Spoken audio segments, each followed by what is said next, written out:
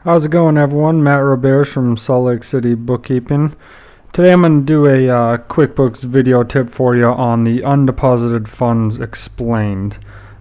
This is a big hang-up for a lot of people. They just don't quite understand why this exists. So I'm going to go through a few things today. First of all, why does the undeposited funds account even exist in QuickBooks? Then we're going to talk about the correct procedures for receiving payments, and we're going to go through the whole process. And then a little something that I've come up with that really seems to explain this to everyone. Receive payments, if you think about it, you at the office, and then record deposits, you at the bank. And that really kind of makes sense to a lot of people as to why undeposited funds exist. If you're watching this on YouTube, just change your quality settings to the highest available. So let's pop over to our sample company, Vandelay Industries here, and we're going to start going through this. It's a simple three-step process. You create an invoice for a customer, you receive the payment, and you record a deposit. Obviously, there's estimates in here, sales receipts. Let's just keep it real simple with these three. I'm going to go under the assumption you know how to create an invoice. And so now we're going to take a payment in. So we receive a payment, right? And we'll just click on that. And let's take Kruger Industrial Smoothing here. Let's say that they paid this $2,000 invoice by check 1, and that's really all we need there. So this is you getting a check at your office. You have $2,000 check. Now, when you receive that, it's not in your bank. It's sitting on your desk.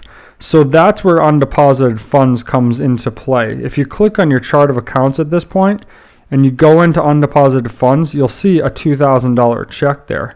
That's because you haven't put it in the bank. You've just entered into QuickBooks at your office. Now you go to the bank or you're on your way to the bank, you're going to actually record that deposit.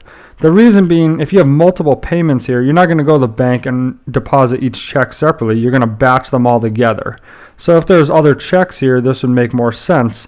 So what we're doing, okay, let's say we make this deposit, but we're not going to get to it until the 12th. So we do that, we hit save and close, and now we can see that this has gone into the bank, $2,000. And if we come out to, you can see that's coded to undeposited funds. Now this hangs a lot of people up. Why? Well, it went into undeposited funds when we received the payment, and now it's going out of undeposited funds and into the bank when we record the deposit.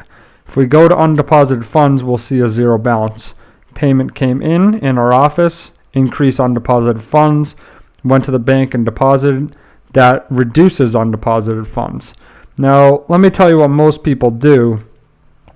They don't use it. They receive the payment, and then they see it hit their bank, and they record it as some sort of income. Now, what this does is, let's say they do another $2,000 deposit. This is going to overstate the income because you're recording it here, but you've also recorded that income when you created the invoice. Here's our original $2,000 invoice, and we can see diapers. If we go to that item, we can see diapers is already linked to sales, exporting sales. So we've now overstated income. So you have to follow the process through. You create the invoice, receive the payment at your office, then you go to the bank and you record deposited funds. So that increases undeposited funds, recording the deposit zeroes it out. Hopefully that presentation helps explain undeposited funds for you a little bit. Any questions regarding it or anything else, please feel free to reach out. Have a great day.